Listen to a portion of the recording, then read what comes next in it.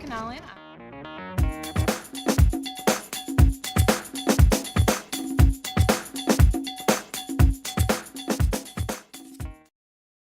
I'm Jamie Castro.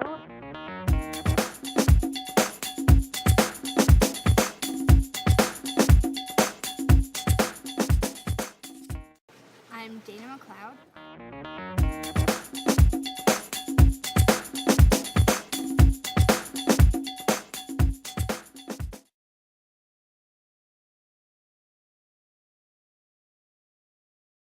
There have been a lot of transferable things that I've learned on the soccer field that have helped me out in the classroom, in the work setting. I think particularly when it comes to leadership, one of the most valuable lessons I learned when I was playing soccer at Ohio State was understanding that as a leader, it's no longer just about you and you performing your best, but it's about creating opportunities for those around you, namely your teammates, to be successful and finding a way to make the sum of the parts better than the parts themselves.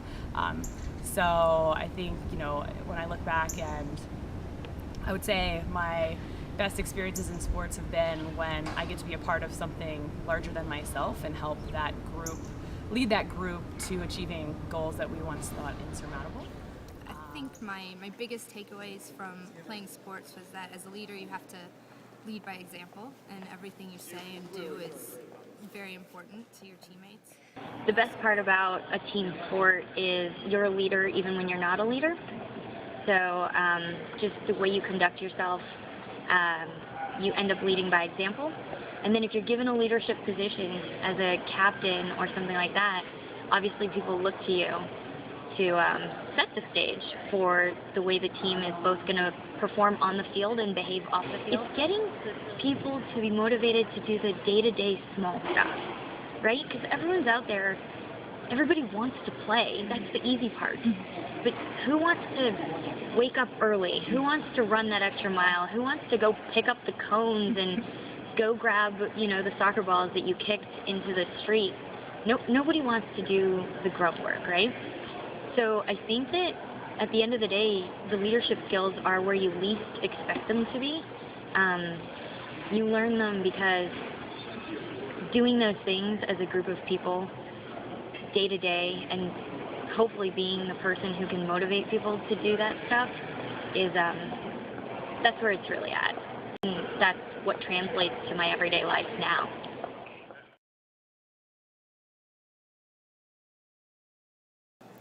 I think a big lesson that I got from sports that's really helped me in my career and at Booth is how to work with other people and a broad variety of people, even through really tough situations. I could talk all day about the different lessons that I've applied to business and to business school that I've learned from playing sports, but I'll stick to one, and I would say that that's grace. Playing soccer my whole life has taught me that when you're at school, at Booth, and when you're working, grace under pressure, grace when you win, grace when you lose, those are the things that people remember. And I learned that on the soccer field, and hopefully apply it as best as possible to my business life as well.